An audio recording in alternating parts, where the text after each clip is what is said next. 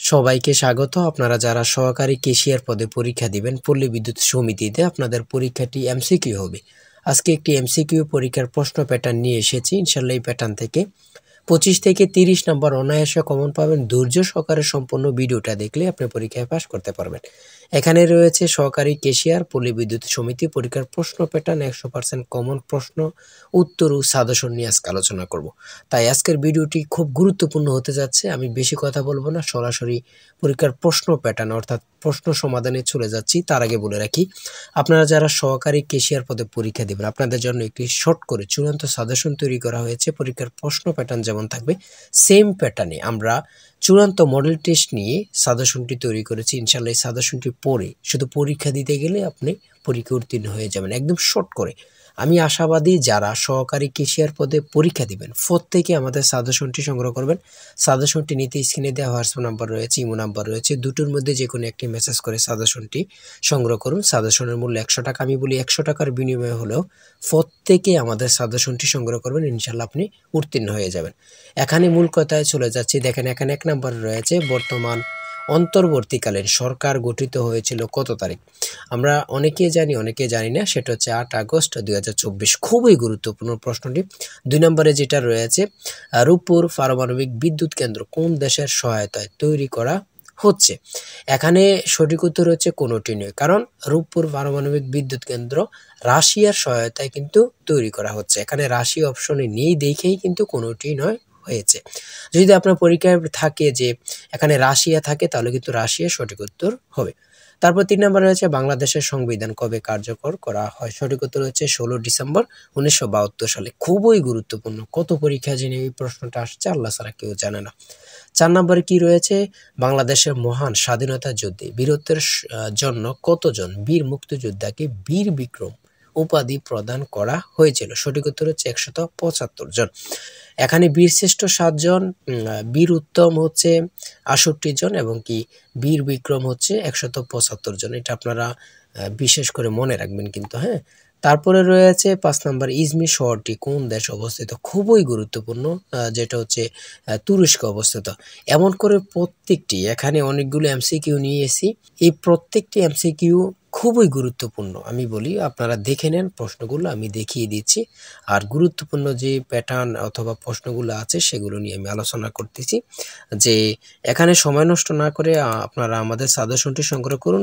Same প্যাটার্নে কিন্তু model test নিয়ে আমাদের সাজেশনটি খুবই যত্ন সহকারে তৈরি করা হয়েছে। আমি আশাবাদী প্রত্যেকে আমাদের সাজেশনটি অতি দ্রুত সংগ্রহ করবেন।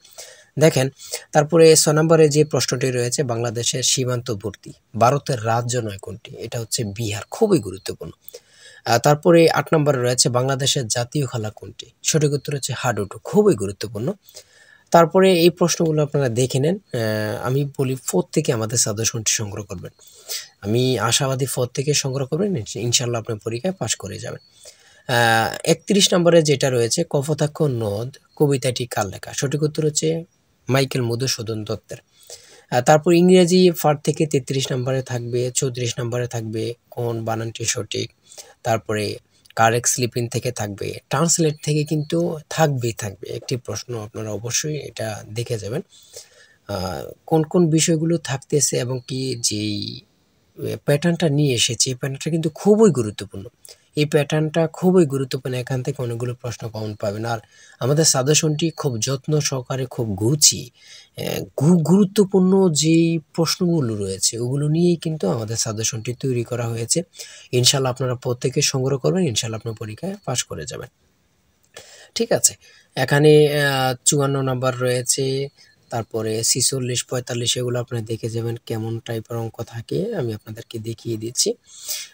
দেখেন বিশেষ করে আমি বলি আপনারা কারা উত্তীর্ণ হতে পারেন, আপনারা যারা পরীক্ষার প্রশ্ন প্যাটার্ন বুঝতে পারেন না, কোন কোন টপিক থেকে প্রশ্ন আসবে এগুলা যারা বোঝেন না তারা কিন্তু পরীক্ষা উত্তীর্ণ হতে পারেন না। ঠিক আছে, আমি একটা যেমন অঙ্ক নিয়ে দেখাচ্ছি, অঙ্কটি দেখাচ্ছি। যেমন এখানে রয়েছে 78 ডিগ্রি কোণের সম্পূরক কোণ কত ডিগ্রি। হ্যাঁ, আমরা প্রথমে জানতে হবে সম্পূরক কোণটা কত ডিগ্রি। আমরা জানি যে সম্পূরক কোণ হচ্ছে 180 ডিগ্রি সম্পূরক কোণ তৈরি হয় বা সম্পূরক কোণ হয়ে থাকে। এখানে যদি 78 ডিগ্রি থাকে তাহলে বাকি আছে কত, ওটাই কিন্তু রেজাল্টটা। বাকি আছে 102 এর সাথে 78 যদি আপনি যোগ করেন, হ্যাঁ 180 হয়ে যায়। ঠিক আছে, আমার মূল কথা হচ্ছে যদি এমন থাকে যে 78 ডিগ্রি কোণের সম্পূরক কোণ কত ডিগ্রি, আপনি এটার সাথে 180 মাইনাস দিবেন, যেটা আসে এই অপশনের উত্তরটা কিন্তু সঠিক ওটাই হবে। ঠিক আছে, এটা আপনার বুঝতে হবে। পিতা পুত্র অঙ্ক থেকে থাকবে, এগুলা থেকে থাকবে, সর্বশেষ থাকবে ব্যাসার্ধের বৃত্তের কেন্দ্র হতে 5 সেন্টিমিটার দূরত্বে অবস্থিত যে এর দৈর্ঘ্য কত। ঠিক আছে, সৈকত হচ্ছে 24 সেন্টিমিটার। এগুলো কিন্তু খুবই গুরুত্বপূর্ণ। ঠিক আছে, আর অবশ্যই আমাদের সাজেশনটি সংগ্রহ করতে স্ক্রিনে দেওয়া হোয়াটসঅ্যাপ নাম্বার রয়েছে, ইমো নাম্বার রয়েছে, দুটোর মধ্যে যে কোনো একটি মেসেজ করে সাজেশনটি প্রত্যেকেই দ্রুত সংগ্রহ করে ফেলেন। ইনশাল্লাহ আপনি পরীক্ষায় পাশ করবেন। সবাই ভালো থাকবেন, সুস্থ থাকবেন। আল্লাহ হাফেজ।